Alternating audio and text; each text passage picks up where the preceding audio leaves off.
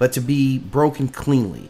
They did not seek escape, they did not seek dominion beyond fate. They accepted the power, like all things, has its season.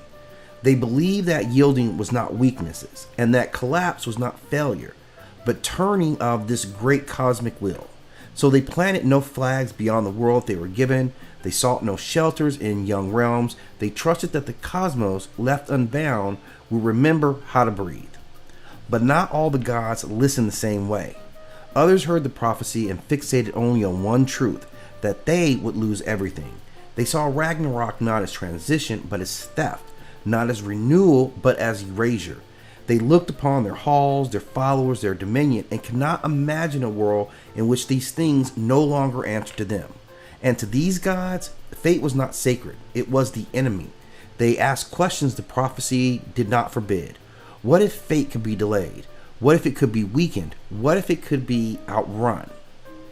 They searched for places where signs were not written, realms untouched by the old songs, worlds whose soil did not remember the gods' names. They reasoned that if Ragnarok belonged to one world, then survival might be found in another. And this was not born out of cruelty, comes from a place of fear. The fear of becoming irrelevant, the fear of surrendering the crown, and the fear that the universe will continue on without them. So they reached outward, not to the thunder or open war, but to claim and influence and take the binding of a very world. They placed the weight upon younger worlds, anchoring their fate to foreign ground.